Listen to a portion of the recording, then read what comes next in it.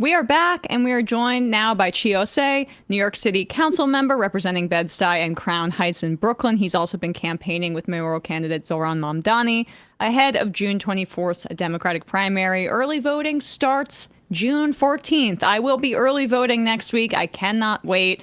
Chi, thanks so much for coming on the show. Oh my God, thank you so much for having me on. I'm so glad to see you because I've been sending around your videos to family and friends. For people that don't follow you on social media, you've been doing this series. What's it like? Why shit doesn't work, or what's it called? Exactly. Yeah, why it's. Can you explain that? And this is just you're a kind of this younger generation of Democrat that actually knows how to use social media, and they seem to all be coming out of New York. So pride for us, I guess. Yeah, I mean, I'm a child of the internet, right? And the second language that I speak after English is the language of the internet. And I utilize this tool of social media within my job as being a city council member. This arose a couple of years ago when the New York City Rent Guidelines Board, which is a board that's appointed by whoever the mayor is, was voting to increase New Yorkers' rents from 8 to 16%, which was completely outrageous, and I arrived at a hearing, at a Rent Guidelines Board hearing, to protest against what the board was proposing. And there were about 16 people, in the audience that were advocating for the rents to be lower. So I took to my phone, spoke to TikTok, spoke to Instagram Reels, edited a really short video telling people to pay attention to the RGB, tell them to show up to the next hearing. And the video went viral. People were saying that they were going to bring their friends. And, at this next hearing, instead of 16 people at that first hearing, over 1,000 people showed up.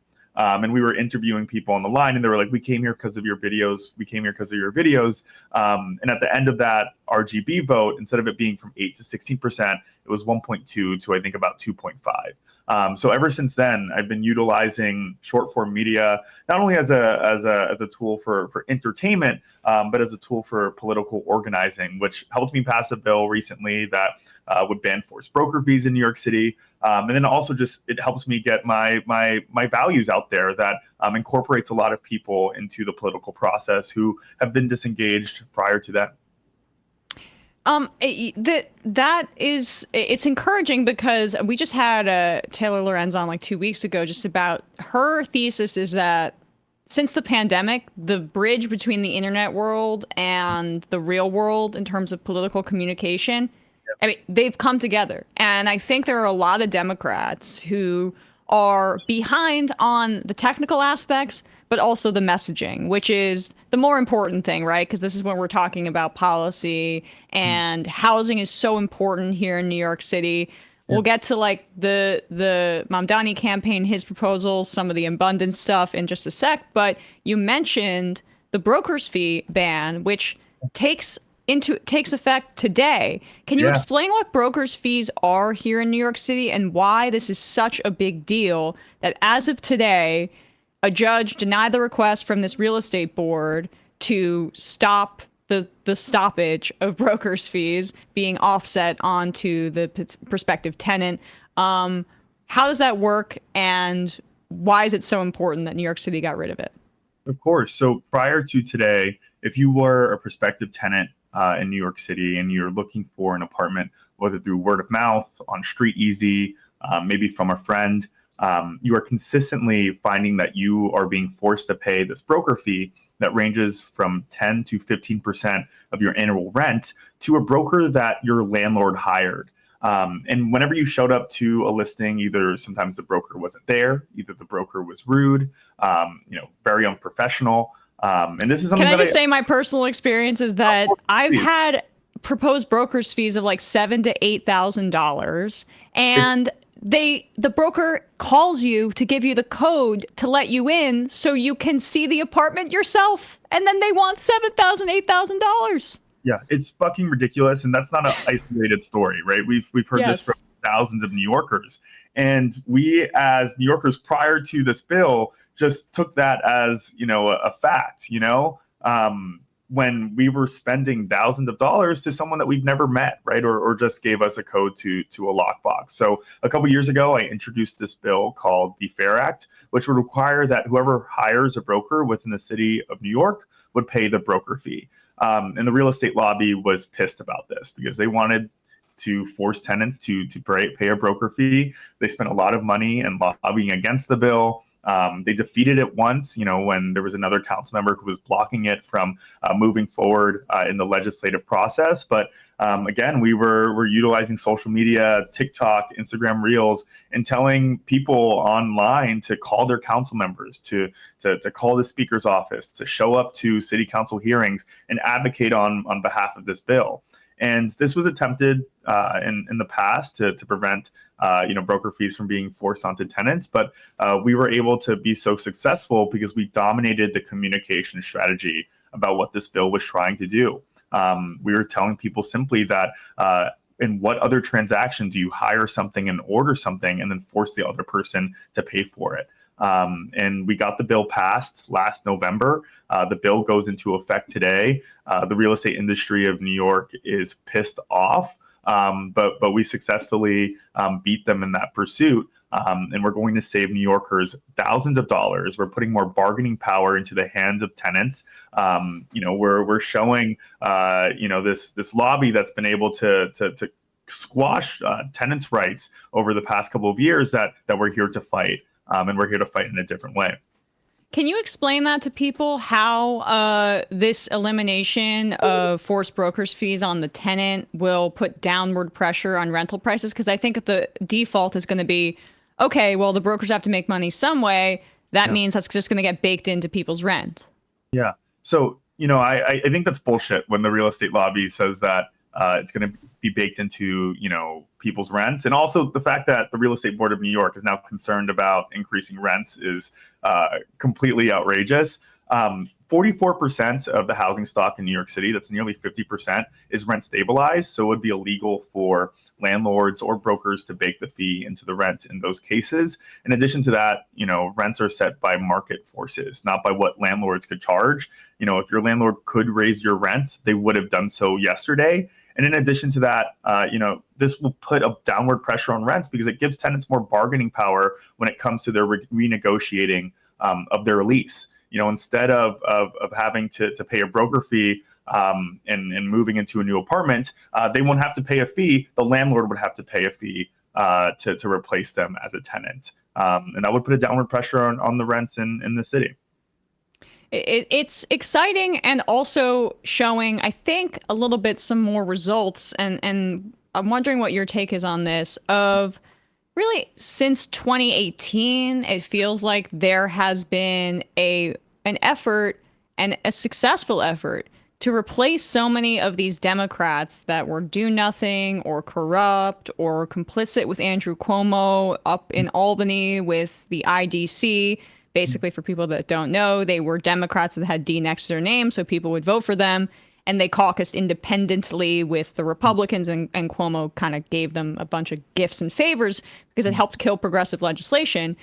We're now at this point right now where, the city is primed for a progressive mayor because the city council, there's a bunch of you guys there that are doing great work like this.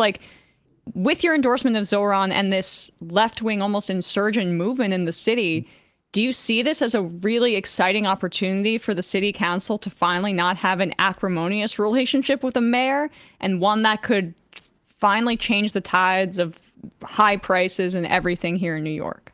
Absolutely. And, just to hammer and uplift one of the points that you made, I don't even think it's about progressivism. I think it's about economic populism, right? We are really, many of us within the council are putting forward, legislation that is tangibly helping the lives of New Yorkers. And we've seen that in the past session in terms of the passing of this bill. And it will definitely yield way for Zoran to be elected as the next mayor of New York City. It would be so amazing to have a mayor that is not embarrassing and destructive to the city of New York like Eric Adams is. It's been really rough over the past 4 years trying to navigate the corruption that exists on the other side of City Hall. And I think New Yorkers deserve a mayor that will work with the city council, who are doing some really amazing things around making the city more affordable, like the bill that I recently passed. Housing is so central to national conversations around the Democratic Party right now. It's never been more unaffordable to buy a home or rent one. Rent is now, I think, crossed the average threshold, if I remember reading it nationally, around 1/3 of people's income, which is supposed to be the high water mark for what you're paying on housing when you're budgeting for yourself. And that's just like, it's baked into the cake at this point in terms of people's cost of living. We're seeing a record of credit card debt. There's a lot of people that are just putting it on the card. And we're in a really precarious economic situation right now. There's a very well-funded centrist movement nationally within the Democratic Party called Abundance that says a lot of this is the problem of zoning and zoning deregulation, which Zoran's campaign includes, but it kind of leaves out some of the other things that are commodifying our housing and gouging it to such a degree. What's been your take on this national conversation about rent and housing and how it looks like in practice on the city council here in New York? Yeah, I think that's a really good question, and I try to stay out of those quarrels that exist online. I've always said that my response to our housing crisis and unaffordability crisis within the city is yes and when it comes to housing, right? And I think sometimes people get stuck with one type of solution over the other, but I think there are a myriad of ways that we as legislators, as people who work for the government, can address our housing crisis. Yes, we need a rent freeze. Yes, we need social housing. Yes, we need good cause eviction. And yes, we need to build more homes, right? New York City has a vacancy rate at 1.4%. We're seeing still thousands and thousands of people come from around the country and around the world, seeking new jobs in this city, which puts a pressure on our housing market, right? It's very competitive to find a home. Listen, I represent Bed-Stuy and Crown Heights, which are, it's a predominantly Black community still, but it's seeing a lot of displacement and gentrification. Over the past 10 years, I saw the largest displacement of Black people in my community compared to any other community in the city. And it's because folks who are moving here, working, on Wall Street or in tech jobs are competing for the same homes as people who are working for the MTA and other city jobs. So the only way, and one of the many ways that we can address that specific issue is to build more homes. And, that is some market rate homes, that's affordable homes, that's low income homes. I do believe the answer to our housing crisis is yes and. I think sometimes people can get stuck in, one camp or another camp and, be very passionate about their beliefs there. But we have to be creative in many different ways in order to solve what's happening with the affordability crisis. You mentioned gentrification, and it's really important, I think, to talk about this more, because I feel like 5-10 years ago, when that word was thrown around, it was usually like, yeah, it kind of sometimes used in our social cultural context to talk about, oh, like white people moving in, taking away people's homes. Sometimes it was a bit of like a joke, or but for people on the ground, it's something that people are experiencing in real time. But it's not like a fight between tenants. It shouldn't be, right? And I think that was how it was framed maybe 10 years ago. But now there's this understanding that like what's driving it is those same people can't afford homes where they used to be. And right. So they've got to go to areas and push other people out. And real estate developers and landlords capitalize on that because they can make more money with people that are willing to pay maybe $500 more a month than the person that was already living there. So like, how do you as a politician make the gentrification conversation politically productive? Yeah, I think my response for the past couple of years now is, I think it's easy to get caught up with the color of gentrification being white or black, but I do believe the true color is green, right? green in terms of the unaffordability crisis that's happening across the country, that's pushing people, out of some states, maybe coming to another. Developers and sometimes landlords who get greedy and hurt people with rising rents and displacement. I believe that New York City has been a city for all people. I believe that those who've grown up in the city should be able to stay, but I also do believe that we should make room for more people by building homes. And I do believe that in order for us to address, this issue of displacement, it's not. I don't want to create quarrels with one type of group and another type of group. I again want to create space for everyone. I think that's very hard for people to grasp sometimes. I think displacement and gentrification is a very emotional big. And as someone who's grown up in Brooklyn, I've seen my community change immensely. But as someone who's now in a position of power and is learning more about how we can address this problem. And instead of we can't create a ban in New York City to prevent people from coming here. That will never happen. We just need to make more space for those who do want to come here. Vacancy tax, is that the kind of thing that the city council is looking into? The city council isn't currently looking into it, but I'm such an advocate for vacancy tax. I do believe we need a vacancy tax, especially on some of the warehouse apartments that exist within the city. I hope that, under the next Mamdani mayorship, that is something that we could work together on. A pied-à-terre tax, for some of the oligarchs that own, large homes and apartment buildings within our district are also taxed as well. But that's something that I'm an advocate for. I don't think the council's working on that right now, though. All right. Well, we'll put a pin in that one. Lastly, just because you've mentioned the Mamdani campaign, you endorsed, you've been campaigning with him. Your assessment of the race now that we're just days away from early voting and less than 2 weeks away from Election Day?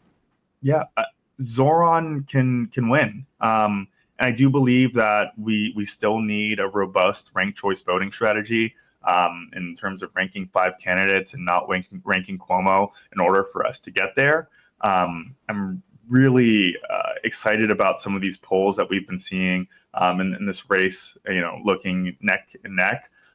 Also, something that's not accounted for within these polls is that in my personal experience, there are so many friends of mine who are changing their registration to New York City to vote in their first elections. So many young people who are not accounted for within this polling, who are actually deeply excited about this movement that Zoran and his team have created during this campaign. I think there's going to be a lot of people that have currently been unaccounted for that are going to show up in droves in these days of voting. So I'm feeling cautiously optimistic. I think Cuomo, he's a political juggernaut in many ways, but Zoran and even some of these other candidates have really put up, mainly Zoran, have really put up a really great fight. In terms of how this race is going to turn out. So I'm cautiously optimistic. I'm feeling hopeful. They're reaching a lot of people who've never been reached before. And I think that that's what's going to get them past the finish line. True last question here is because of this success, regardless of the outcome, and rank Zoran 1, rank all 5, don't rank Cuomo, getting that out there. But the city campaign matching system, to me, I feel like this has been such an unmitigated success. And when we're talking about campaign finance reform, I feel like there should be efforts to expand, honestly, our matching system here in New York City. Do you see that as possible if Zoran wins this campaign? And honestly, this should be taken more nationally, matching systems for campaigns, because it removes the incentive for Cuomo to say, like, hey, DoorDash, give me $1 million or whatever.